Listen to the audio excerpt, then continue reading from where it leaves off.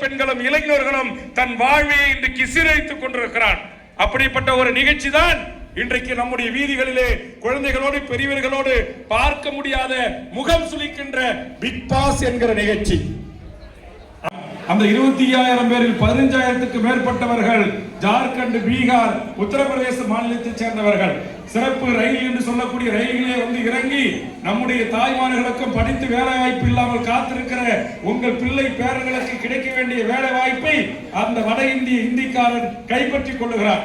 சரி, வேலைதான் அவன் கைப்பற்றிக் கொண்டான். வேலை முடிந்து அவன் ஊருக்கு சென்று விடுவான் என்று சொன்னால் அவன் இங்கேயே ஆதார் அட்டை வாங்குகிறான், இங்கேயே குடும்ப அட்டை வாங்கிவிட்டான், இப்போது இங்கேயே ஓட்டர் அட்டையும் வாங்கிவிட்டான். நாளைக்கு என்று வாங்கலாம் என்று மோடி உத்தரவு போட்டு விட்டார். ஒரே நாடு, ஒரே குடும்ப அட்டை, ஒரே மதம், ஒரே தேர்தல், அதையும் செய்துவிட்டு இப்போது மிகப்பெரிய ஒரு படுபாதகமான செயலை செய்திருக்கிறார்.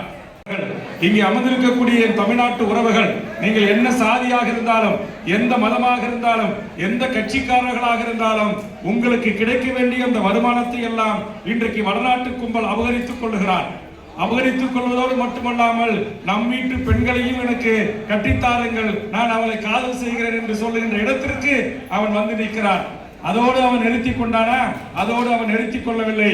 இப்போது நாம் குடும்பங்களிலே நீங்கள் பொங்கலுக்கு அல்லது வாரத்திற்கு ஒரு முறை, 15 நாளைக்கு ஒரு முறை உங்கள் ரேஷன், இங்கே அமர்ந்திருக்கக்கூடிய தமிழ்நாட்டு உறவுகள், நீங்கள் என்ன சாதியாக இருந்தாலும், எந்த மதமாக இருந்தாலும், எந்த கட்சிக்காரர்களாக இருந்தாலும், உங்களுக்கு கிடைக்க வேண்டிய அந்த வருமானத்தை எல்லாம் இன்றைக்கு வடநாட்டு கும்பல் அபகரித்துக் கொள்ளுகிறார். அபகரித்துக் கொள்வதோடு மட்டுமல்லாமல் நம் வீட்டு பெண்களையும் எனக்கு கட்டித்தாருங்கள், நான் அவளை காதல் செய்கிறேன் என்று சொல்லுகின்ற இடத்திற்கு அவன் வந்து நிற்கிறான். அதோடு அவன் நிறுத்திக் கொண்டானா? அதோடு அவன் நிறுத்திக் கொள்ளவில்லை.